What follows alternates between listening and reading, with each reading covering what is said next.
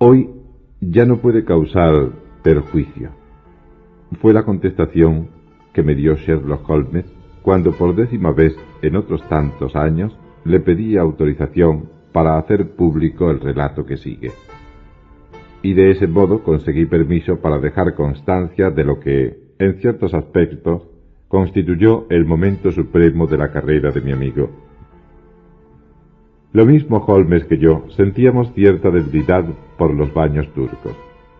Fumando en plena lasitud del secadero, he encontrado a Holmes menos reservado y más humano que en ningún otro lugar. Hay en el piso superior del establecimiento de baños de la Northumberland Avenue un rincón aislado con 2 meridianas a la par una de otra, y en ellas estábamos acostados el día 3 de septiembre de 1902, fecha en que da comienzo mi relato.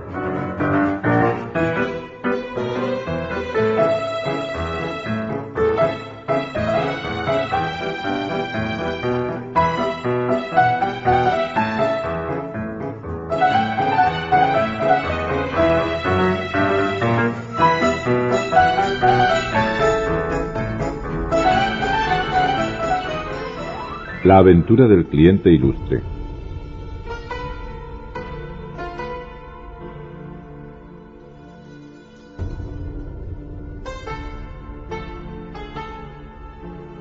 Yo le había preguntado si había algún asunto en marcha, y él me contestó, sacando su brazo largo, enjuto y nervioso, de entre las sábanas en que estaba envuelto, y extrayendo un sobre del bolsillo interior de la chaqueta que estaba colgada a su lado. Puede lo mismo tratarse de algún individuo estúpido, inquieto y solemne, o de un asunto de vida o muerte, me dijo al entregarme la carta. Yo no sé más de lo que me dice el mensaje. Procedía del Carlton Club y traía la fecha de la noche anterior. Esto fue lo que yo leí. Sir James Damery presenta sus respetos al señor Sherlock Holmes e irá a visitarle en su casa mañana a las 4:30. Sir James se permite anunciarle que el asunto sobre el que desea consultar con el señor Holmes es muy delicado y también muy importante. Confía por ello en que el señor Holmes haga los mayores esfuerzos por concederme esta entrevista y que la confirmará llamando por teléfono al Club Carlton. No hará falta que le diga, Watson, que la he confirmado, me dijo Holmes al devolverle yo el documento. ¿Sabe usted algo de tal Damery? Lo único que sé es que ese apellido suena todos los días en la vida de sociedad. Yo puedo decirle a usted algo más que eso. Lleva fama de ser un especialista en el arreglo de asuntos delicados que no conviene que aparezcan en los periódicos. Quizá recuerde usted sus negociaciones con Sir George Lewis a propósito del testamento de Hammondford. Es un hombre de mundo que tiene dotes naturales para la diplomacia. Por ello no tengo más remedio que suponer que no se tratará de una pista falsa y que, en efecto, le es precisa nuestra intervención. ¿Nuestra? Si quiere ser usted tan amable, Watson, me sentiré muy honrado. Pues entonces ya sabe la hora, las 4:30. Podemos, pues, apartar el asunto de nuestra atención hasta esa hora. Vivía yo por aquel entonces en habitaciones mías de la calle de Queen Anne, pero me presenté en Baker Street antes de la hora indicada. Era la 1:30 en punto cuando fue anunciado Sir James Damery. Apenas si hará falta describirlo, porque son muchos los que recordarán a aquel personaje voluminoso, estirado y honrado, aquella cara ancha y completamente afeitada, y sobre todo aquella voz agradable y pastosa. Brillaba la franqueza en sus grises ojos de irlandés, y en sus labios inquietos y sonrientes jugueteaba la jovialidad.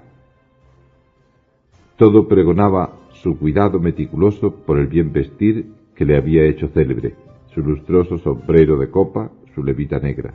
En fin, los detalles todos, desde la perla del alfiler de su corbata de raso negro hasta las polainas cortas de color espliego sobre sus zapatos de charol.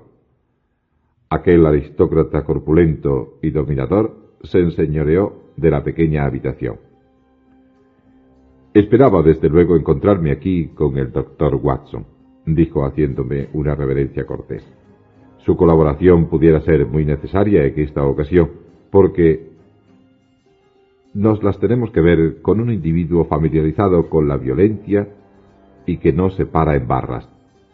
Estoy por decir que no hay en Europa un hombre más peligroso». «Ese calificativo ha sido aplicado ya a varios adversarios míos», dijo sonriente Holmes. «¿Fuma usted? Pues entonces me perdonará que yo encienda mi pipa. Peligroso de veras tiene que ser ese hombre de que habla, para serlo más que el profesor Moriarty ya muerto, o que el aún vivo coronel Sebastián Morán. ¿Podría saber su nombre?» «¿Oyó usted hablar alguna vez del barón Gruner? ¿Se refiere al asesino austríaco?» El coronel Damery alzó las manos enguantadas en cabretilla, rompiendo a reír. «A usted no se le escapa nada, señor Holmes. Es asombroso. ¿De modo que ya lo tiene usted calibrado como asesino?» «Mi profesión me obliga a estar al día de los hechos criminales del continente. Quien que haya leído el relato de lo ocurrido en Praga puede tener dudas acerca de la culpabilidad de tal individuo. Se salvó por una cuestión puramente de tecnicismo legal y por el fallecimiento sospechoso de un testigo. Tengo la misma seguridad que si lo hubiese presenciado con mis propios ojos de que él mató a su esposa cuando ocurrió aquel llamado accidente en el paseo de Splügen. También estaba yo enterado de que el barón se había trasladado a Inglaterra y barruntaba que más pronto o más tarde me proporcionaría tarea. Veamos, ¿qué es lo que ha hecho este barón Gruner? Me imagino que no se tratará de una exhumación de la vieja tragedia. No, es más grave que eso. Es importante que se castigue el crimen ya cometido, pero lo es más el evitarlo. Señor Holmes, es cosa terrible el ver cómo se prepara delante de los ojos de uno mismo un acontecimiento espantoso, una situación atroz. El darse cuenta clara de cuál será el final y verse del todo impotente para evitarlo. ¿Puede un ser humano verse en situación más angustiosa? Quizá no. Siendo así, creo que sentirá usted simpatía por el cliente en cuyo interés estoy actuando. No supuse que actuaba usted como simple intermediario. ¿Quién es el interesado? Señor Holmes, he de rogarle que no insista en esa pregunta. Es de la mayor importancia que yo pueda darle la seguridad de que su ilustre apellido no ha sido traído a colación en el asunto. Prefiere permanecer desconocido, aunque actúe por móviles caballerescos y nobles en el más alto grado. No hará falta que diga que sus honorarios están garantizados y que podrá actuar con absoluta libertad. ¿Verdad que carece de importancia el nombre de su cliente? Lo siento, contestó Holmes. Estoy acostumbrado a que un extremo de mis casos esté envuelto en misterio. Pero el que lo estén los dos extremos resulta demasiado expuesto a confusiones. Lamento, Sir James, tener que rehusar el ocuparme del caso. Nuestro visitante dio muestras de profundo desconcierto. La emoción y la desilusión ensombrecieron su cara ancha y expresiva, y dijo: «Señor Holmes, es difícil que pueda usted darse cuenta del alcance de esa negativa suya. Me coloca usted en un dilema grave porque tengo la seguridad completa de que si me fuera posible revelárselo todo, se sentiría usted orgulloso de encargarse del caso, pero me lo impide la promesa que tengo hecha. ¿Podría yo, por lo menos, exponerle todo lo que me está permitido? No hay inconveniente, a condición de que quede bien sentado que yo no me comprometo a nada». «Entendido. En primer lugar, creo que sin duda habrá oído usted nombrar al general de Merville. ¿De Merville? ¿Es que se hizo famoso en Kimber? Sí, he oído hablar de él. Tiene una hija, Violeta de Merville, joven, rica, hermosa, culta, un prodigio de mujer en todo sentido. Pues bien, es a esta hija, a esta muchacha encantadora e inocente, a la que estamos tratando de salvar de las garras de un demonio. Eso quiere decir que el barón Gruner ejerce poder sobre ella, ¿verdad? El más fuerte de todos los poderes tratándose de una mujer, el poder del amor. Ese individuo es, como quizá haya oído usted decir, un hombre de extraordinaria hermosura, de trato fascinador, voz acariciadora, y aparece envuelto en esa atmósfera de novela y de misterio que tanto atrae a la mujer. Se cuenta que no hay ninguna que se le resista, y que se ha aprovechado ampliamente de ese hecho. Pero, ¿cómo pudo un hombre de su calaña establecer trato con una dama de la categoría de la señorita Violeta de Merville? Fue durante una excursión en yate por el Mediterráneo. Los que en la misma participaban, aunque gente selecta, habían de pagarse el pasaje. Es seguro que los iniciadores no supieron la verdadera personalidad del varón hasta que fue ya demasiado tarde. El muy canalla se dedicó a cortejar a la joven y consiguió ganarse su corazón de una manera completa y absoluta. Decir que ella le ama no es decir bastante. Está chiflada por él, está obsesionada con él. No hay nada para ella en el mundo fuera de ese hombre. No consiente en escuchar nada que vaya contra él. Se ha hecho todo lo que es posible hacer para curarla de su locura y ha sido en vano. Para resumirlo todo, tiene el propósito de casarse con el varón el mes que viene. Y como es ya mayor de edad y tiene una voluntad de hierro, resulta difícil idear una manera de impedírselo. ¿Está enterada del episodio austríaco? Ese astuto demonio le ha contado todos los feos escándalos públicos de su vida pasada, pero lo ha hecho, en todos los casos, presentándose a sí mismo como un mártir inocente. Ella acepta la versión de Gruner y no quiere escuchar ninguna otra. Vaya. Bien, pero creo que ha pronunciado usted sin darse cuenta el nombre de su cliente, que es sin duda el general de Merville. Nuestro visitante se movió nervioso en su silla. Señor Holmes, yo podría equivocarle diciéndole que sí, pero faltaría a la verdad. De Merville es hombre ya sin energías. Este incidente ha desmoralizado por completo al veterano soldado. Perdió el temple que no le abandonó jamás en los campos de batalla y se ha convertido en un hombre débil y vacilante, incapaz de hacer frente a un canalla lleno de brillantez y de ímpetu como es el austríaco. Mi cliente, sin embargo, es un viejo amigo que ha tratado íntimamente al general por espacio de muchos años y se interesa paternalmente por esta mocita desde que se vistió de corto. No es capaz de presenciar cómo se consuma esta tragedia sin realizar algún intento para evitarla. Scotland Yard no tiene base alguna para intervenir en este asunto. Fue sugerencia de esa persona la idea de que intervenga usted, aunque, como ya he dicho, con la estipulación expresa de que no apareciese envuelto personalmente en el caso. Yo no dudo, señor Holmes, de que poniendo en juego sus grandes dotes, le sería fácil seguir la pista que lo llevaría hasta mi cliente con solo seguirme a mí. Pero he de pedirle, como cuestión de honor, que se abstenga de hacerlo y que no rompa su incógnito. Holmes dejó ver una sonrisa muy especial y contestó: creo que puedo prometérselo con toda seguridad. Le agregaré que el problema que me trae me interesa y que estoy dispuesto a examinarlo. ¿Cómo podré mantenerme en contacto con usted? El Club Carton sabrá dar conmigo. pero en caso de necesidad inmediata hay un teléfono para llamadas reservadas, el XX31. Holmes tomó nota del mismo y permaneció sonriendo con el libro de notas abierto encima de las rodillas. «La dirección actual del barón, por favor».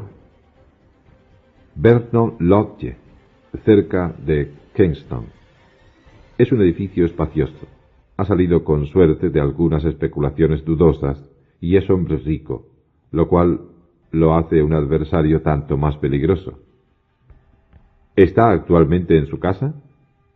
«Sí».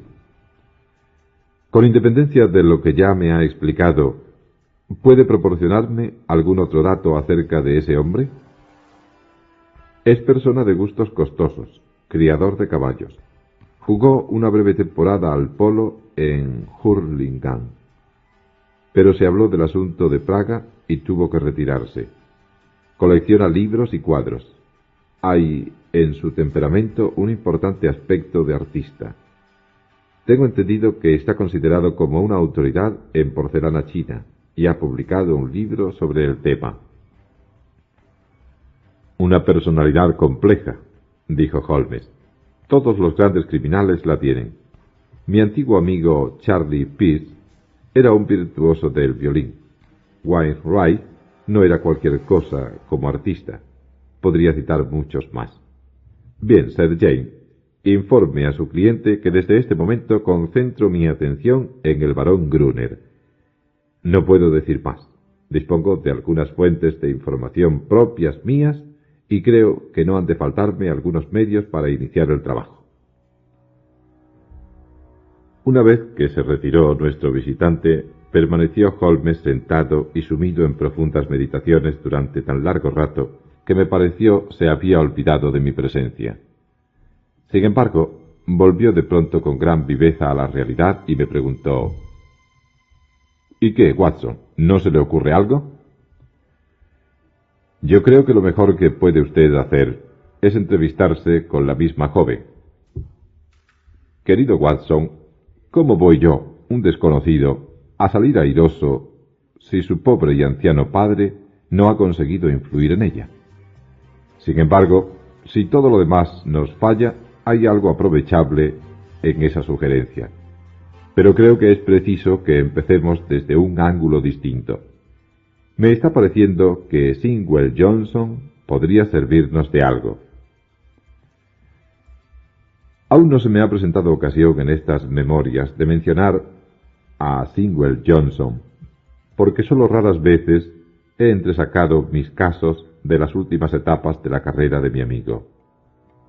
Llegó a ser un colaborador valioso durante los primeros años de este siglo. Lamento decir que Johnson empezó por ganarse fama como maleante muy peligroso y cumplió 2 condenas en Parkhurst. Más tarde se arrepintió y se alió con Holmes, actuando de agente suyo en el voluminoso mundo criminal de los bajos fondos de Londres, y sus valiosas informaciones resultaron con frecuencia de vital importancia. Si Johnson hubiese sido un cibel de la policía, pronto habría sido puesto al descubierto. Pero como intervenía en casos que no llegaban nunca directamente a los tribunales de justicia, sus compañeros no advirtieron jamás sus actividades. Con el brillo de sus 2 condenas, tenía acceso libre a todos los clubs nocturnos, tugurios y antros de juego, y su rapidez de observación y despierto cerebro lo convirtieron en un agente ideal para adquirir informes. En esta ocasión, propúsose Sherlock Holmes recurrir a sus servicios. No me fue posible seguir de cerca los pasos que dio a continuación mi amigo, porque tenía ciertos asuntos profesionales apremiantes propios míos. Pero, de acuerdo con la cita que teníamos, me reuní con él aquella noche en Simpson's, donde sentados frente a una mesita en la ventana delantera y contemplando desde aquella altura la impetuosa corriente de vida que circulaba en el Strand, me refirió Holmes algo de lo que había ocurrido. «Johnson anda de merodeo», me dijo. Quizá reúna algunos elementos en los recovecos más oscuros de los bajos fondos. Es allí, entre las negras raíces del crimen, donde tenemos que ponernos a la caza de los secretos de este hombre. Pero si esa dama no acepta siquiera los hechos conocidos de todos, ¿cómo es posible que la retraiga de sus propósitos ningún descubrimiento nuevo que usted pueda hacer? ¿Quién sabe, Watson? El corazón y la inteligencia de las mujeres son para nosotros los hombres enigmas insolubles. Es posible que la mujer perdone o se explique un asesinato y sin embargo la irrite algún pecadillo menos importante. El barón Grumer me hizo notar... ¿Qué le hizo notar a usted? Bueno, ahora caigo en que yo no le hablé de mis planes a usted. Mire, Watson, a mí me gusta llegar al cuerpo a cuerpo con el hombre a quien persigo. Me agrada mirarle cara a cara y ver por mí mismo la materia de que está fabricado. Una vez que di mis instrucciones a Johnson, me hice llevar en coche a Kingston y encontré al barón de un humor afabilísimo. ¿Cayó en la cuenta de quién era usted? Ninguna dificultad le costó por la sencilla razón de que yo le pasé mi tarjeta. Es un adversario excelente, frío como el hielo, de voz sedosa y acariciadora como la de uno de esos médicos de moda, siendo al mismo tiempo tan venenoso como una serpiente cobra. Tiene casta, es un verdadero aristócrata del crimen, de esos que producen superficialmente sugerencias de té de las tardes, de un té con toda la crueldad de la tumba detrás. Sí, estoy satisfecho de haber tenido que dedicar mi atención al barón Adelbert Gruner. ¿Y dice usted que estuvo afable? Lo mismo que gato ronroneante cuando cree estar viendo a un posible ratón. La afabilidad de ciertas personas es más mortal que la violencia de otras almas de mayor rudeza.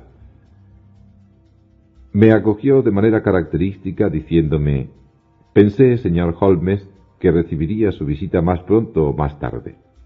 Sin duda que estará usted al servicio del general d'Iberville para que procure impedir mi matrimonio con su hija Violeta. ¿Es eso? ¿Verdad que sí?» Le contesté que así era en efecto, y él me dijo: «Querido señor, lo único que va a conseguir es echar a perder su bien ganada fama. Se trata de un caso en el que no hay posibilidad de que usted tenga éxito. Será el suyo un trabajo estéril, para no hablar de los posibles peligros que puedan acecharle. Permítame que le aconseje con vivo interés que se haga a un lado inmediatamente». «Es curioso», le contesté. «Acaba usted de darme el mismísimo consejo que yo me proponía darle a usted. Yo respeto su inteligencia, varón, y ese respeto mío no ha disminuido con esta breve conversación nuestra. Permítame que le hable de hombre a hombre. Nadie pretende remover su pasado y colocarle en situación innecesariamente incómoda. Aquello pasó y usted se encuentra ahora en aguas tranquilas.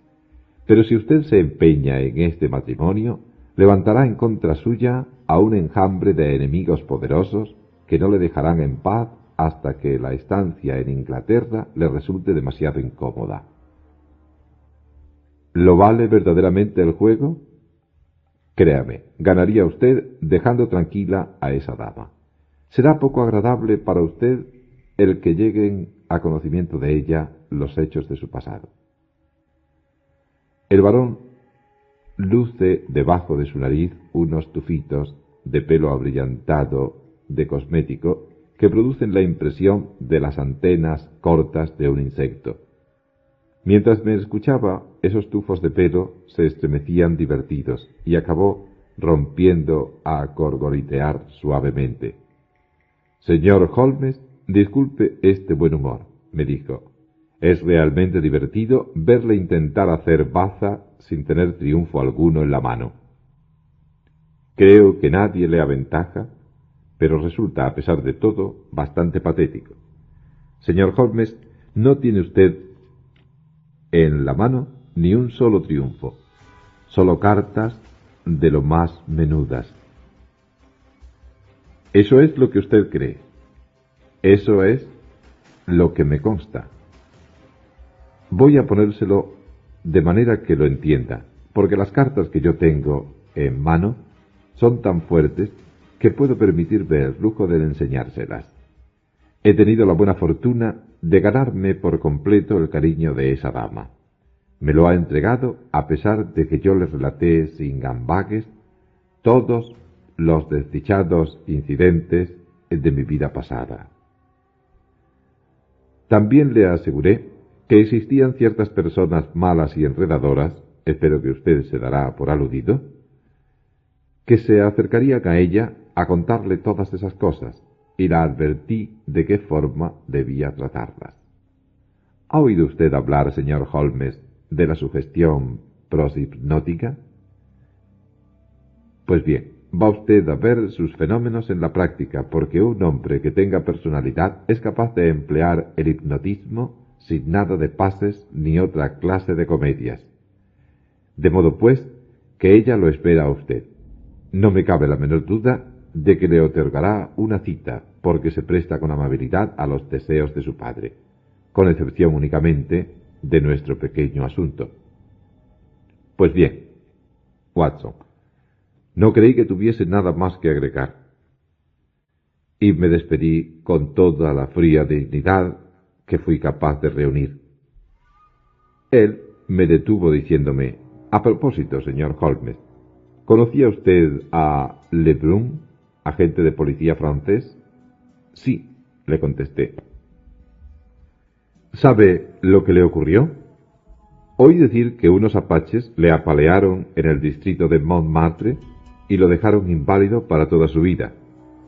Muy cierto, señor Holmes. Da la curiosa coincidencia de que solo una semana antes de ese hecho, el tal Lebrun había estado realizando investigaciones acerca de asuntos míos. No haga usted lo mismo, señor Holmes. Es cosa que no trae buena suerte.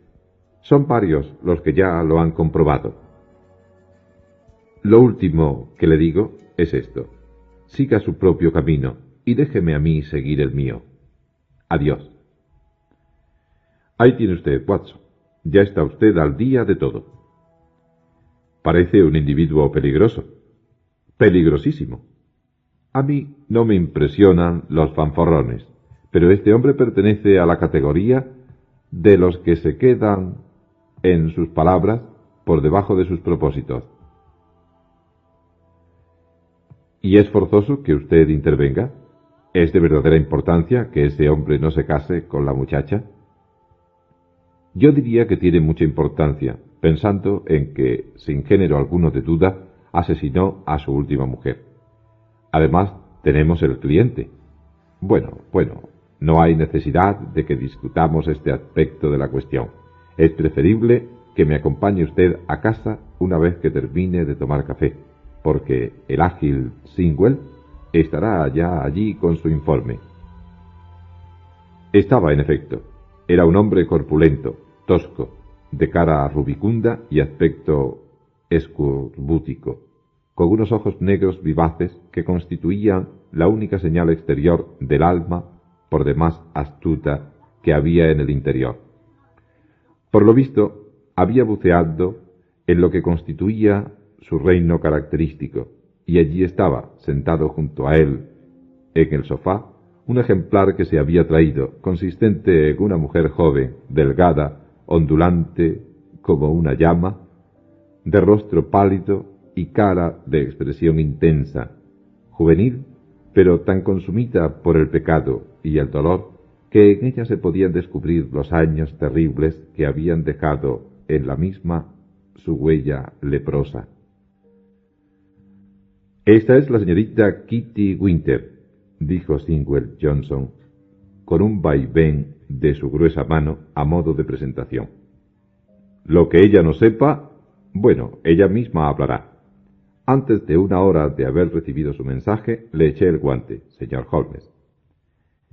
Es fácil dar conmigo, dijo la joven. Yo siempre en el garito.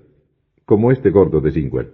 Gordo, somos viejos camaradas tú y yo, pero por vida mía que hay otra persona que si hubiese la menor justicia en el mundo, debería encontrarse en un infierno todavía más profundo que el nuestro. Es el hombre detrás del que usted anda, señor Holmes. Holmes se sonrió y dijo: Señorita Winter, me parece que contamos con su simpatía. Si yo puedo ayudar a que ese hombre vaya a donde debe ir, cuenten conmigo hasta el último estertor, dijo nuestra visitante con furiosa energía. Su cara pálida y resuelta y sus ojos llameantes mostraban un odio tan intenso como rara vez una mujer y jamás un hombre pueden alcanzar. Señor Holmes, no hace falta que remueva usted mi pasado. No es ni de aquí ni de allá. Yo soy lo que Adelbert Grummer hizo de mí. Si yo pudiese tirarlo por tierra, sus manos como garras se aferraron con frenesí al aire. Oh, si yo pudiera arrastrarlo al foso a donde él ha empujado a tantas. ¿Está usted enterada del asunto? El gordo Singwell me lo ha contado. Por lo visto, anda esta vez detrás de una pobre tonta y quiere casarse con ella. Usted desea impedirlo. Bien, pero es seguro que usted conoce lo bastante acerca de este canalla para impedir a cualquier chica decente y que esté en sus cabales el inscribirse en la misma parroquia que él. Pero ella no está en sus cabales, sino locamente enamorada. Se le ha dicho acerca de él todo lo que hay que decir y nada le importa. ¿También lo del asesinato? Sí. Por vida mía, que debe de ser muchacha valiente. Dice que todo son calumnias. Pero, ¿no puede usted meterle por sus ojos de idiota las pruebas? Bien, ¿puede usted ayudarnos en esa tarea? ¿No soy yo misma una prueba? Con solo que me pongan delante de ella y yo le cuente de qué manera me trató, ¿está usted dispuesta a hacerlo? ¿Que si estoy dispuesta? ¿Cómo no voy a estarlo? Quizá valiera la pena de intentarlo. Pero ese hombre le ha contado gran parte de sus culpas y ella le ha perdonado, y tengo entendido que no está dispuesta a abrir nueva discusión acerca del asunto. Apuesto cualquier cosa a que él no le ha contado todo, dijo la señorita Winter. Aparte de ese asesinato que tanto dio que hablar, yo entreví uno o dos más. Me habló en más de una ocasión de alguien, con sus maneras aterciopeladas, y luego me miró fijamente y me dijo: al mes de eso murió. La cosa no era como para tranquilizarla a una, pero yo no le di mucha importancia porque en aquel entonces estaba enamorada de él. A mí me parecía bien todo lo que él hacía, lo mismo que ahora le parece a esa pobre loca. Una sola cosa me produjo impresión profunda, y por vida mía, que de no haber sido por esa su lengua venenosa y embustera, que sabe encontrar explicación para todo y que todo lo suaviza, aquella misma noche me habría largado yo de su lado. Me refiero a un libro que él tiene, un libro de pastas de cuero marrón, con un cierre y su escudo grabado en oro en la parte de fuera. Creo que aquella noche estaba un poco borracho, o de lo contrario, no me lo habría enseñado. ¿Y qué libro era ese? Mire, señor Holmes, este individuo colecciona mujeres y se enorgullece de su colección, de la misma manera que algunos hombres coleccionan polillas y mariposas. En ese libro suyo tenía registrado todo: fotografías instantáneas, nombres, detalles, todos los datos acerca de esas mujeres. Era un libro repugnante, un libro que ningún hombre, ni aunque procediera del arroyo, habría sido capaz de reunir. Sin embargo, era el libro de Adelbert Grummer, Almas que he arruinado. Ese es el título que habría podido inscribir en la portada si se le hubiese ocurrido. Sin embargo, con esto no vamos a ninguna parte, porque ese libro no le serviría a usted de nada, y si le sirviese, no conseguiría hacerse con él. ¿Dónde está ese libro? ¿Cómo puedo yo decirle dónde está ahora? Hace más de un año que me aparté de ese hombre. Sé dónde lo guardaba entonces. Grummer es, en muchos aspectos, un gato limpio y cuidadoso, de modo que quizás siga estando en uno de los compartimientos del escritorio antiguo que tiene en su despacho interior. ¿Conoce usted su casa? He estado en su despacho, dijo Holmes. ¿Ah, sí? Pues la verdad que se ha movido usted mucho para no haber empezado la tarea sino esta mañana. El despacho exterior es aquel en que exhibe las porcelanas de China, un gran armario de cristal entre las ventanas. Detrás de su mesa está la puerta por la que se pasa al despacho interior, un cuartito donde guarda documentos y cosas. ¿No teme a los ladrones? Adelbert no es cobarde. Ni el peor enemigo suyo podría afirmar eso de él. Sabe guardarse. Por la noche funciona un timbre de alarma contra los ladrones. Además, ¿qué hay allí que pueda interesar a un ladrón? Como no se llevase todos sus cacharros de fantasía. Eso no sirve para nada. Ningún perista admite artículos que no puede ni fundir ni vender, dijo Singwell Johnson con el acento sentencioso de un técnico en la materia. Así es, en efecto, dijo Holmes. Bueno, señorita Winter, si usted quisiese venir hasta aquí mañana por la tarde a las 5, meditaré de aquí a entonces en si es posible combinar una entrevista personal suya con esa otra joven. Le quedo extraordinariamente agradecido por su cooperación. No necesito decirle que mis clientes se mostrarán espléndidos. Ni hablar de eso, señor Holmes, exclamó la joven. Yo no he salido a ganar dinero. Con tal que vea a ese hombre en el fango, me consideraré pagada por mi trabajo. En el fango y pisoteándole yo su maldita cara. Ese es mi precio. Estaré a su disposición mañana o cualquier otro día mientras usted lo persigue. Aquí el gordo le dirá siempre dónde puede encontrarme. No volví a ver a Holmes hasta la noche siguiente, en que volvimos a cenar en nuestro restaurante del Strand. Cuando yo le pregunté cómo le había ido en su entrevista, se encogió de hombros.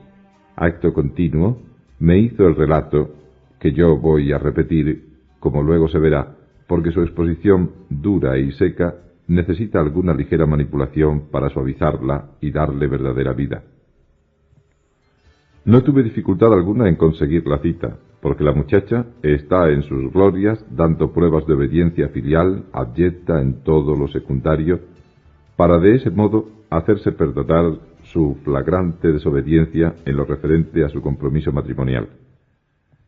El general me telefoneó que todo estaba listo, y la arrebatada señorita Winter acudió puntual, de modo que a las 5:30 nos dejó un coche enfrente al número 104 de la plaza de Berkeley, donde reside el veterano soldado, en uno de esos castillos londinenses espantosamente grises, junto a los cuales las iglesias parecen edificios frívolos.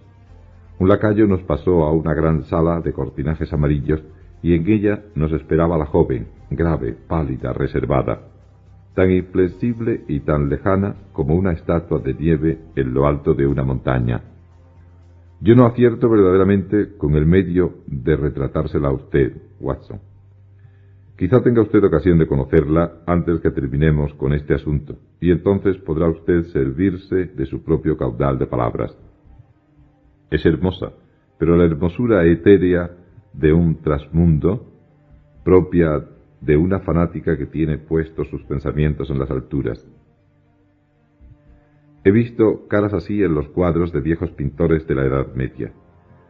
A mí no me cabe en la cabeza cómo un hombre bestial haya podido poner sus garras repugnantes en un ser como ese.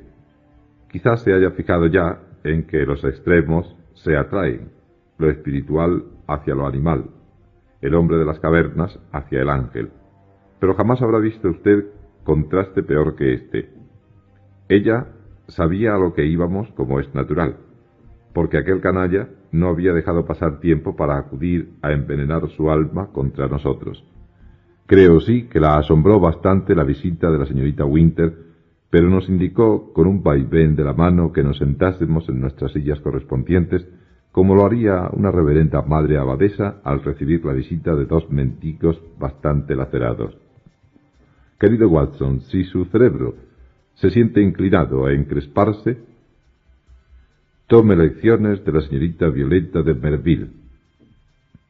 Bien, señor, me dijo con una voz que parecía al viento que soplaba desde un témpano de hielo. Lo conozco ya mucho de nombre. Según creo, ha venido usted a visitarme para denigrar a mi prometido, el barón Gruner. Lo he recibido a usted únicamente por deseo expreso de mi padre, y le advierto, por adelantado, que nada de lo que pueda decirme ejercerá la más ligera impresión sobre mi voluntad. La tuve con pasión, Watson. En aquel momento pensé en ella como habría pensado en una hija mía. Rara vez soy elocuente. Yo manejo mi cerebro, no mi corazón. Pero la verdad es que empleé con ella las frases más calurosas que fui capaz de encontrar en mi manera de ser. Le pinté la situación espantosa de la mujer que se despierta para conocer el verdadero carácter de un hombre después que es ya su esposa. De una mujer que tiene que resignarse a ser acariciada por manos manchadas de sangre y labios de sanguijuela. No me olvidé de nada, de la vergüenza, del terror, de la angustia, de la irremediabilidad de todo ello.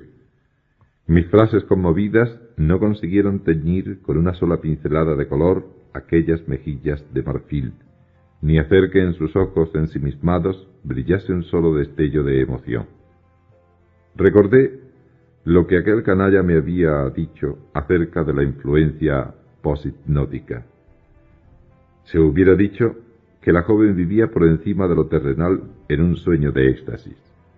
Sin embargo, sus contestaciones eran concretas. «Señor Holmes», me dijo, «le he escuchado con paciencia. El efecto que ha producido en mi voluntad es exactamente el que yo le anuncié. Sé ya que Adelbert, mi prometido, ha llevado una vida tempestuosa y que en el transcurso de la misma ha despertado odios enconados y ha sido víctima de los más injustos ataques. Usted es el último de una serie de personas que han expuesto ante mí sus calumnias. Quizá su intención sea buena, aunque me consta que es usted un agente a sueldo que actuaría de la misma manera en favor que en contra del barón. En todo caso, quiero que sepa de una vez y para siempre que yo le amo y que él me ama, y que la opinión del mundo entero no representa para mí cosa superior a los gorjeos de esos pájaros que hay de la parte de fuera de mi ventana. Si su noble alma ha tenido en algún momento una caída, quizá esté yo especialmente destinada a levantarla hasta su elevado y auténtico nivel. De pronto volvió sus ojos hacia mi acompañante y dijo: «No me imagino quién pueda ser esta joven». Iba yo a responderle cuando la muchacha estalló lo mismo que un torbellino. Si alguna vez la llama y el hielo se han visto frente a frente, fue cuando se dieron de ese modo aquellas dos mujeres. «Yo le voy a decir quién soy», gritó la señorita Winter, saltando de su asiento con la boca contorsionada de furor. «Soy su última amante. Soy una del centenar de mujeres que él ha tentado, que él ha gozado, que él ha arruinado y arrojado luego a la basura, como lo hará con usted, aunque el montón de basura al que usted irá a parar será probablemente el sepulcro, y en eso tendrá usted suerte. Le digo, mujer estúpida, que el casarse con ese hombre equivale para usted a la muerte. Le despedazará el corazón o le retorcerá el cuello, pero de una manera o de otra la matará. No hablo por amor a usted. Me importa un rábano que usted viva o que usted muera. Hablo por odio a él, para escupirle, para hacerle sufrir lo que él me ha hecho sufrir a mí. Pero me da igual, mi elegante joven, y no me mire de esa manera, porque para cuando termine su asunto quizá haya caído usted todavía más bajo que yo. Preferiría no hablar de estas cosas, dijo con frialdad la señorita de Merville. Permítame que le diga que estoy enterada de 3 episodios de la vida de mi novio en los que se vio enzarzado en las redes de mujeres calculadoras y que estoy segura de que se encuentra cordialmente arrepentido de todo el daño que él haya podido ocasionar. 3 episodios, gritó mi acompañante. Estúpida, estúpida rematada. Señor Holmes, yo le suplico que pongamos fin a esta entrevista, dijo la voz de hielo. He obedecido al deseo de mi padre aceptando entrevistarme con usted, pero no me creo obligada a escuchar los delirios de esta individua. La señorita Winter se abalanzó lanzando una blasfemia, y si yo no la hubiese sujetado por la muñeca, habría agarrado por el moño a aquella mujer capaz de sacar de juicio a cualquiera. Tiré de la señorita Winter hacia la puerta y tuve la buena suerte de volver a meterla en el coche sin dar lugar a un escándalo público, porque estaba fuera de sí de rabia. También yo, dentro de mi frialdad, me sentía irritadísimo, porque la serena superioridad y la suprema complacencia en sí misma de la mujer a la que intentábamos salvar tenían un algo de indeciblemente molesto. Ya sabe usted, pues, otra vez, cuál es la situación, y es evidente que necesito preparar otra jugada de salida, porque este gambito ya no sirve. Me mantendré en contacto con usted, Watson, porque es más que probable que tenga que representar un papel en la obra, aunque quizá es también posible que la próxima jugada la hagan ellos más bien que nosotros. Y la hicieron. Descargaron el golpe, o mejor dicho, lo descargó, porque jamás he podido creer que la dama pudiera ser copartícipe del mismo. Creo que aún hoy podría señalar la losa de la acera en que yo estaba cuando mis ojos se posaron en el cartelón anunciador con un sentimiento angustioso de horror que traspasó mi alma. Fue entre el Grand Hotel y la estación de Charing Cross, donde un vendedor de periódicos, al que le faltaba una pierna, tenía expuestos los periódicos de la tarde. Era exactamente 2 días después de nuestra última conversación. La terrible hoja anunciadora de las noticias decía en letra grande sobre fondo amarillo: mortal agresión contra Sherlock Holmes. Creo que permanecí unos momentos como atontado por un golpe. Conservo luego el confuso recuerdo de que eché mano violentamente de un periódico, de que el vendedor me reprendió porque no lo había pagado, y por último, de que me detuve en la puerta de entrada de una farmacia mientras encontraba la funesta gacetilla que decía así: nos enteramos con pesar de que el conocidísimo detective particular señor Sherlock Holmes ha sido víctima esta mañana de una mortal agresión, de resultas de la cual ha quedado en estado grave. No se poseen detalles exactos acerca del suceso, pero debió de ocurrir en Regent Street a eso de las 12 de la noche frente al Café Royal. La agresión fue llevada a cabo por 2 hombres armados de bastones y el señor Holmes fue golpeado en la cabeza y en el cuerpo, recibiendo heridas que los médicos califican de muy graves. Fue conducido al hospital de Charing Cross y después insistió en que lo condujesen a sus habitaciones de Baker Street. Según parece, los malhechores que lo agredieron eran hombres bien vestidos, que luego se pusieron a salvo de las personas que presenciaron el caso, metiéndose por el Café Royal y saliendo de este por la parte trasera a la calle de Glass House. Pertenecen sin duda alguna a la cofradía de criminales que tantas veces ha tenido que lamentar la actividad y la destreza desplegada por el agredido. No hará falta decir que casi sin acabar de leer la noticia salté a un hansom y me lancé camino de Baker Street. Encontré en el vestíbulo al célebre cirujano Sir Leslie Oxford, cuyo coche Brunham esperaba junto al bordillo de la acera. No existe peligro inmediato, fue el informe suyo. 2 heridas con desgarro en el cuero cabelludo y varios importantes magullamientos. Ha sido preciso darle varios puntos de sutura. Le ha sido inyectada morfina y es esencial la tranquilidad, aunque no esté prohibida radicalmente una entrevista de algunos minutos. Con tal autorización me metí calladamente en el cuarto, que estaba medio a oscuras. El paciente estaba completamente despierto y oí que me llamaba con un áspero cuchicheo. La cortinilla estaba bajada a 1/4 parte de la altura de la ventana, dejando pasar de soslayo un rayo de sol que iba a proyectarse sobre la vendada cabeza del herido. La blanca compresa de hilo se había empapado de sangre y mostraba un manchón purpúreo. Me senté junto a la cama e incliné mi cabeza. Perfectamente, Watson. No ponga esa cara de asustado, murmuró con voz muy débil. La cosa no está tan mal como parece. Gracias sean dadas a Dios. Yo entiendo algo de la lucha con bastón, como usted sabe, y la mayoría de los bastonazos los recibí con mis brazos en posición de guardia. Con el que no pude es con el segundo enemigo. ¿Qué puedo hacer, Holmes? No cabe duda que fueron enviados por ese maldito individuo. Iré y lo despellejaré a latigazos si usted me lo ordena. Bueno y querido Watson. No, sobre eso nada podemos hacer mientras la policía no les eche el guante a esos hombres. Tenían bien preparada la retirada. De eso podemos estar bien seguros. Espere un poco. Tengo trazados mis planes. Lo primero que es preciso hacer es exagerar mis heridas. Vendrán a pedirle noticias. Exagere de firme, Watson. Será mucha suerte si yo llego hasta el fin de la semana, rotura de cráneo, delirio, lo que guste. Nunca exagerará demasiado. Pero, ¿y Sir Leslie Othop? No dirá nada. Se fijará en lo peor de mi estado. Ya me cuidaré yo de eso.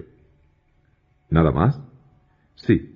Avise a Singwell Johnson que cuide de apartar de la circulación a la muchacha. Esos elegantes la andarán buscando. Saben, como es natural, que ella me acompañó. Si se atrevieron a meterse conmigo, no es probable que se olviden de ella. Es cosa urgente, hágalo esta misma noche. Ahora mismo iré. ¿Algo más? Coloque encima de la mesa mi pipa y la zapatilla del tabaco. Muy bien. Venga por aquí todas las mañanas y haremos nuestro plan de campaña. Me las entendí con Johnson aquella misma noche para que llevase a la señorita Winter a un barrio tranquilo y que tuviese cuidado de que ella permaneciese agazapada hasta que pasase el peligro. El público estuvo durante 6 días bajo la impresión de que Holmes se encontraba a las puertas de la muerte. Los boletines eran muy graves y en los periódicos aparecían gacetillas siniestras. Mis constantes visitas me daban a mí la seguridad de que la cosa no era tan seria. Su férrea constitución y su voluntad resuelta realizaban milagros. Se recobraba rápidamente y en ocasiones llegaba yo a sospechar que se rehacía más rápidamente aún de lo que quería hacerme creer a mí. Había en aquel hombre una curiosa tendencia al secreto, que solía producir muchos efectos dramáticos, pero que dejaba incluso a su más íntimo amigo haciendo cábalas sobre cuáles serían sus verdaderos planes. Holmes llevaba hasta el límite extremo el axioma de que el único conjurado que está seguro es el que lleva él solo una conjura. Yo me encontraba más próximo a él que nadie, y sin embargo tenía en todo momento la sensación de la grieta que nos separaba. Al 7º día le quitaron los puntos de sutura, a pesar de lo cual los periódicos de la noche hablaban de erisipela. Los mismos periódicos de la noche traían otra noticia que yo tenía por fuerza que llevar a mi amigo, lo mismo si estaba sano que si estaba enfermo. En la lista de pasajeros del barco de la Cunard, el Ruritania, que zarpaba el viernes de Liverpool, figuraba el barón Adelbert Gruner, que tenía que cerrar en los Estados Unidos importantes transacciones financieras antes de su boda inminente con la señorita Violeta de Merville, única hija de etcétera, etcétera. Holmes escuchó la noticia con una expresión fría y reconcentrada en su cara pálida. Comprendí que le había herido en lo vivo. «El viernes», exclamó. 3 días disponibles tan solo. Yo creo que el muy canalla quiere zafarse del peligro. Pero no lo conseguirá, Watson. Por todos los diablos que no lo conseguirá. Veamos, Watson. Quiero que haga usted algo que voy a decirle. Estoy aquí para servir, Holmes. Invierta usted las próximas 24 horas en un estudio intensivo de las porcelanas de la China. No me dio ninguna explicación, ni yo se la pedí. Una larga experiencia me había enseñado la sabiduría de la obediencia. Pero cuando salí de su habitación, fui caminando por Baker Street adelante, dándole vueltas en mi cabeza a la idea de cómo me las iba yo a arreglar para cumplir aquella orden tan rara. Acabé haciéndome llevar en coche hasta la biblioteca de Londres, en St. James Square. Consulté el caso con el bibliotecario Lomas, amigo mío, y salí de allí rumbo a mis habitaciones con un libraco bajo el brazo. Suele decirse que el abogado criminalista que prepara su caso, atiborrándose de datos, como para interrogar el lunes a un testigo hábil, se olvida por completo de todos aquellos conocimientos forzados antes del sábado. Desde luego que yo no pretendería pasar hoy por una autoridad en cuestiones de cerámica. Sin embargo, toda aquella tarde y toda aquella noche, con un corto intervalo para descansar, y toda la mañana siguiente, me las pasé sorbiendo datos y cargando mi memoria de nombres. Aprendí en aquel libro los contrastes de los grandes artistas decoradores, el misterio de las fechas cíclicas, las características del Hung Bu y las bellezas del Yun Lo, los escritos de Tang Bing y las magnificencias del primitivo período del Sung y del Yuan. Cuando fui a visitar a Holmes a la mañana siguiente, iba yo cargado con todos aquellos conocimientos. Se había levantado ya de la cama, aunque nadie lo habría dicho, a juzgar por los boletines de salud publicados, y estaba hundido en su sillón favorito, apoyando su cabeza llena de vendajes en la mano. Pero Holmes, si uno fuera a creer a los periódicos, pensaría que está usted agonizando, le dije. Esa es precisamente la impresión que yo deseo producir. Y ahora dígame, Watson, ¿ha aprendido usted de sus lecciones? Por lo menos lo he intentado. Pues entonces tráigame esa cajita que hay encima de la repisa de la chimenea. Abrió la tapa y sacó del interior un objeto pequeño envuelto con sumo cuidado en fina tela de seda oriental. Desenvolvió ésta y quedó a la vista un fino platillo del más bello color azul oscuro.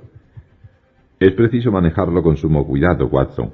Es una auténtica porcelana, cáscara de huevo de la dinastía Ming.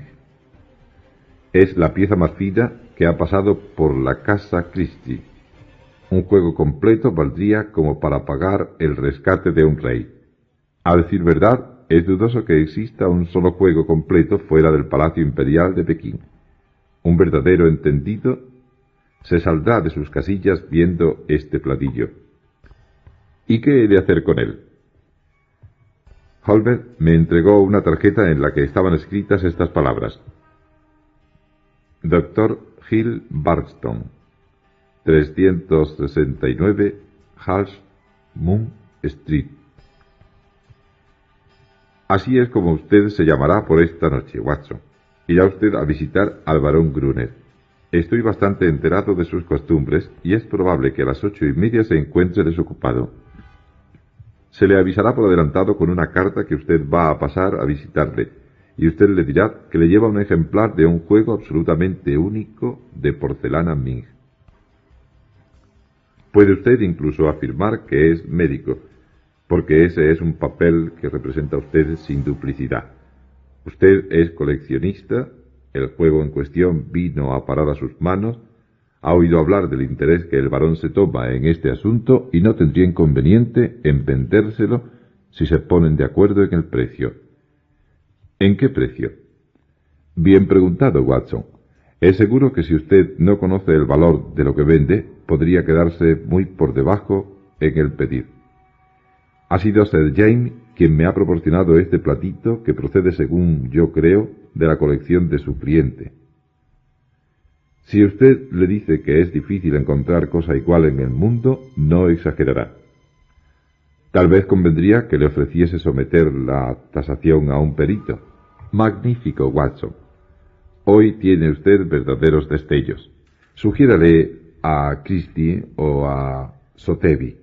Su delicadeza le veda a ponerle usted mismo precio. ¿Y si no me recibe?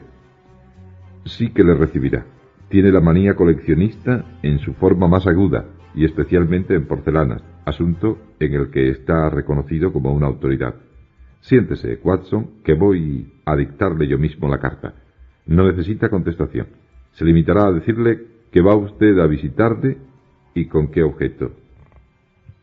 El documento resultó admirable, breve, cortés y estimulador de la curiosidad del especialista. Llevólo un mensajero de distrito a su debido tiempo. Aquella misma noche, con el precioso platillo en la mano y la tarjeta del Dr. Hill Barkston en el bolsillo, me lancé a mi aventura. La magnificencia del edificio y del parque daban a entender como Sir James había dicho, que el barón Gruner era hombre de considerable fortuna. Una larga y serpenteante avenida de carruajes bordeaba a uno y otro lado por arbustos raros, desembocaba en una espaciosa plaza engravillada y decorada con estatuas. La finca había sido levantada por un rey del oro de Sudáfrica, en la época del auge febril de las minas, y el edificio, largo y de poca altura, con torrecillas en los ángulos, imponía por su volumen y por su solidez, aunque fuese una pesadilla arquitectónica.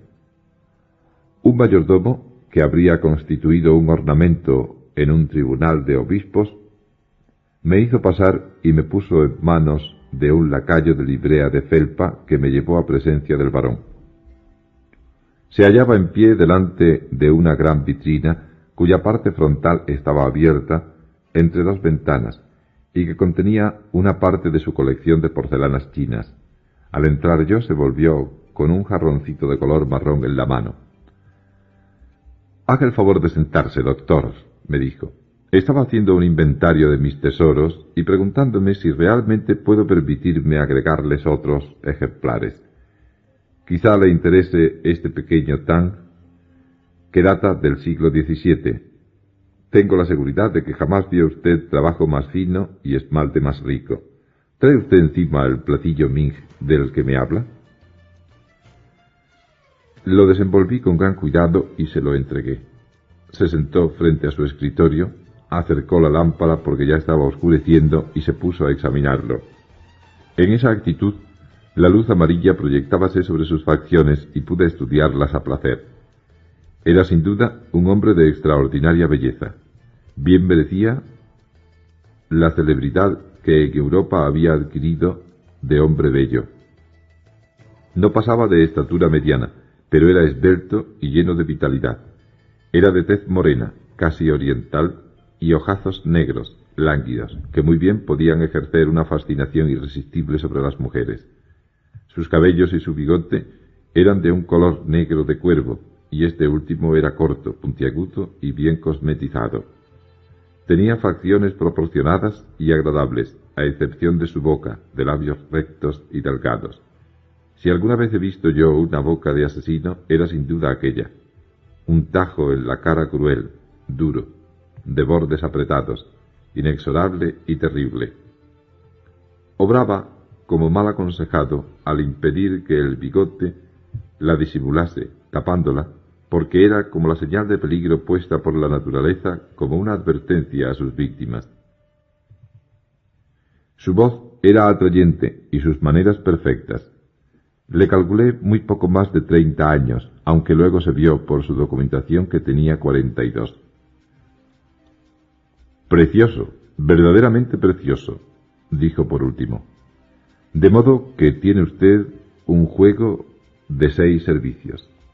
Lo que me desconcierta es el que no haya oído yo hablar hasta ahora de la existencia de tan magníficos ejemplares. Solo un juego conozco en Inglaterra que puede compararse con este, pero no existe probabilidad alguna de que salga al mercado. Sería indiscreción, Dr. Hill Barton, el preguntarle cómo llegó este a poder suyo». «¿Tiene eso alguna importancia?», le dije, adoptando el aire de mayor despreocupación de que me fue posible revestirme. «Usted ha comprobado que se trata de una pieza auténtica, y por lo que respecta al precio, me conformo con que sea tasada por un experto». «Resulta sumamente misterioso», dijo, y en sus ojos negros se lampagueó una súbita sospecha. «En una transacción de objetos de tanto valor, es natural que uno desee informarse bien de todos los detalles. No hay duda de que se trata de un ejemplar legítimo. Sobre eso tengo completa seguridad. Pero no tengo más remedio que encararme con todas las posibilidades. ¿Y si luego resulta que no tenía usted derecho a vender el juego? Estoy dispuesto a darle una garantía contra toda reclamación de esa clase. Lo cual nos trae a plantear la cuestión del valor que tiene esa garantía suya. Sobre ese extremo le contestarían mis banqueros. Así es, Pero con todo y con eso, esta transacción se me antoja fuera de lo normal. Puede usted tomarlo o dejarlo, le dije yo con indiferencia. Es usted el primero a quien se lo he ofrecido, porque sabía que es usted un entendido en la materia, pero no tendré dificultad alguna en venderlo a otras personas. ¿Quién le informó de que yo era un entendido? Supe que había usted escrito un libro acerca de esta materia. ¿Ha leído ese libro? No. Por vida mía que esto me resulta cada vez más difícil de entender. Es usted un entendido y un coleccionista que tiene en su colección un ejemplar valiosísimo y sin embargo no se molesta en consultar el único libro que podía haberle explicado el verdadero alcance y el valor de lo que tenía entre manos. ¿Qué explicación me da usted de eso? Yo soy hombre muy atareado. Soy médico establecido. Eso no es responder. Cuando un hombre tiene una afición, la sigue hasta el final, sean las que sean sus demás actividades. En su carta me decía usted que es entendido en la materia. Y lo soy. ¿Me permite que le haga algunas preguntas? Doctor, no tengo más remedio que decirle que este incidente me está resultando cada vez más sospechoso. Digo doctor por si en efecto lo es usted. Dígame, ¿qué sabe usted del emperador Somu y de qué manera lo relaciona usted con el Soso-in cerca de Nara? ¿Qué? ¿Le desconcierta? Cuénteme algo de la dinastía norteña de Wei y del lugar que ocupa en la historia de las cerámicas. Salté de mi asiento, simulando irritación, y dije: «Esto es intolerable, señor. Vine con el propósito de hacerle a usted un favor y no para que me examinase lo mismo que si yo fuera un niño de escuela. Quizá mis conocimientos sobre la materia solo cedan a los de usted, pero no estoy dispuesto desde luego a contestar a preguntas que se me hacen de modo tan ofensivo». Clavó su vista en mí. Había desaparecido de sus ojos la languidez. Centellearon súbitamente. Entre sus labios crueles había un brillo de dientes. ¿Qué juego se trae? Usted ha entrado aquí como espía. Usted es un emisario de Holmes. Es una añagaza que me están jugando. Tengo entendido que el individuo en cuestión se está muriendo, y por eso sin duda destaca a instrumentos suyos a fin de que me vigilen. Vive Dios que ha entrado usted aquí sin permiso, pero le va a resultar más difícil salir que entrar. Saltó en pie, y yo retrocedí, preparándome para hacer frente a su agresión, porque el individuo estaba fuera de sí de furor. Quizá sospechó de mí desde el primer instante. Desde luego, el interrogatorio le había hecho comprender la verdad. Era evidente que yo no podía tener esperanzas de engañarle. Hundió la mano en un cajón lateral y revolvió furiosamente en el interior. Pero de pronto algo debió de llegar hasta su oído, porque se quedó inmóvil escuchando atentamente. «¡Ah!», exclamó. «¡Ah!», y se precipitó dentro del cuarto, cuya puerta quedaba a sus espaldas. Llegué en 2 zancadas hasta la puerta abierta. Jamás perderá claridad en mi imaginación el cuadro que allí presencié. La ventana por la que se salía al jardín estaba abierta de par en par. Junto a ella, produciendo la impresión de un fantasma terrible con la cabeza envuelta en vendajes manchados de sangre, la cara enjuta y blanca, estaba Sherlock Holmes. Un instante después había desaparecido por aquella abertura y llegó a mis oídos el chasquido de los arbustos de laurel al caer sobre ellos su cuerpo. El dueño de la casa dejó escapar un alarido de rabia y corrió hacia la ventana abierta para perseguirlo. Y en ese instante, porque fue un instante, sí, pero yo lo vi con toda claridad, un brazo de mujer, salió con ímpetu de entre las hojas.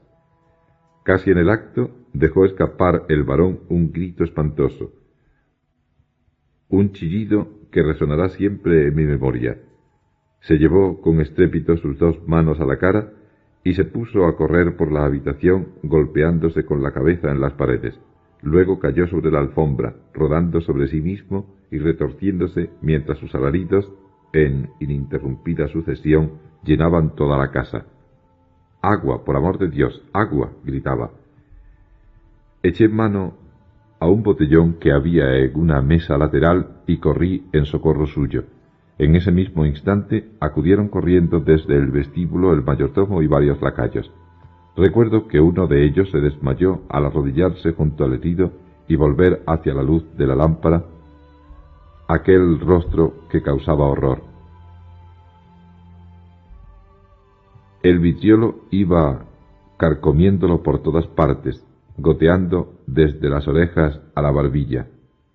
Uno de los ojos estaba ya blanco y como convertido en cristal, el otro estaba rojo e inflamado. Las facciones que momentos antes me habían producido admiración eran como un bellísimo cuadro sobre cuya superficie había pasado el artista una esponja húmeda de inmundicias. Se habían desdibujado, deshumanizado, perdido el color, vuelto espantosas. Yo expliqué en pocas palabras lo que había ocurrido, solo en lo referente al ataque con vitriolo. Unos saltaron por la ventana y otros salieron corriendo por la cespedera, pero había oscurecido ya y empezaba a llover. Entre alarido y alarido, la víctima se enfurecía con la vengadora, exclamando: «Fue Kitty Winter, esa gata infernal de Kitty Winter, endemoniada mujer, lo pagará, lo pagará. Dios del cielo, este dolor es superior a mis fuerzas». Le lavé la cara con aceite, apliqué algodón en rama a las superficies en carne viva y le inyecté morfina por vía hipodérmica. La terrible impresión había hecho desaparecer de su mente todo recelo acerca de mí. Se aferraba a mis manos como si aun en esa situación tuviera yo poder para dar claridad a aquellos ojos de pez muerto que se volvían queriendo mirarme. Aquella destrucción me habría arrancado lágrimas, si yo no hubiera tenido bien presente la vida vergonzosa que había traído como consecuencia un cambio tan horrendo. Me repugnaba aquel apretar de sus manos abrasadoras y sentí alivio cuando el médico de cabecera, seguido inmediatamente por un especialista, se presentaron para relevarme. También llegó un inspector de policía al que yo entregué mi verdadera tarjeta. Habría sido tan inútil como absurdo el obrar de otro modo, porque en Scotland Yard me conocían de vista casi tanto como a Holmes. Luego abandoné aquella casa de tristeza y de horror. Antes de una hora me encontraba en Baker Street. Holmes estaba sentado en su silla de siempre.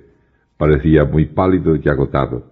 Con independencia de sus heridas, hasta sus nervios de hierro habían sido sacudidos por los acontecimientos de aquella velada. Escuchó con espanto el relato que le hice de la transformación sufrida por el varón. «Así paga el demonio, Watson, así paga el demonio», me dijo. «Más pronto o más tarde ocurre siempre eso mismo. Bien sabe Dios que los pecados eran muchos», agregó, agarrando de la mesa un volumen color marrón. «Este es el libro del que nos habló aquella mujer. Si esto no logra deshacer la boda, nada habrá capaz de lograrlo. Pero la deshará, Watson. No tiene más remedio. Ninguna mujer que se respete será capaz de mostrarse insensible. ¿Es el diario de sus amores? ¿O el diario de sus lascivias? Llámelo como mejor le parezca». En cuanto esa mujer nos habló de este libro, me di cuenta de que teníamos un arma terrible si conseguía hacerme con el mismo. En aquel entonces nada dije en que se pudiera transparentar mi pensamiento, porque la mujer hubiera podido irse de la lengua. Pero medité mucho en el tal libro. Después, la agresión de que fui víctima me proporcionó la oportunidad de hacer creer al varón que no necesitaba ya adoptar precauciones en contra mía. Todo ello venía bien. Yo habría quizá esperado un poco más, pero su anunciado viaje a Norteamérica me forzó a actuar de inmediato. Ese hombre no habría dejado aquí un documento tan comprometedor. Teníamos que acometer enseguida la empresa. Escalar de noche la casa es imposible porque ese hombre tomaba precauciones. Pero había la posibilidad de hacerlo durante la velada, a condición de que yo consiguiese llamar su atención hacia otro lado. Ahí es donde entraron en escena usted y su platillo azul. Pero tenía que saber con seguridad el sitio en que se encontraba el libro. Solo dispondría de escasos minutos para poder actuar, porque mi tiempo estaba limitado por sus conocimientos de la cerámica china. En vista de eso, me hice acompañar en el último instante por la muchacha. ¿Cómo iba yo a suponer lo que llevaba en el paquetito tan cuidadosamente escondido debajo de la capa? Yo estaba en la creencia de que había venido a trabajar exclusivamente por cuenta mía, pero por lo visto ella también se trata su negocio. Ese hombre adivinó que yo era un enviado de usted. Me lo temía. Lo cierto es que usted lo entretuvo el tiempo suficiente para que yo me apoderase del libro, pero no lo suficiente para que yo huyese sin que nadie se diese cuenta. Hola, Sergei. Me alegro mucho de que haya venido usted. Nuestro cortés amigo se había presentado respondiendo a una llamada previa. Escuchó con la más profunda atención el relato de lo ocurrido que le hizo Holmes. «Es maravilloso lo hecho por usted, maravilloso», exclamó al final. «Pero si esas heridas son tan graves como asegura el doctor Watson, se habrá conseguido nuestro propósito de romper esa boda sin necesidad de recurrir al empleo de este horrible libro». Holmes movió negativamente la cabeza. «Las mujeres del tipo de la señorita de Merville no actúan de ese modo. Le amaría todavía más si lo consideraba como un mártir desfigurado. No, no. Lo que tenemos que destruir es su apariencia moral, no su apariencia física. Ese libro la hará bajar de las nubes a la tierra. Es lo único que puede conseguirlo. Está escrito de su puño y letra. Ella no puede hacerlo a un lado».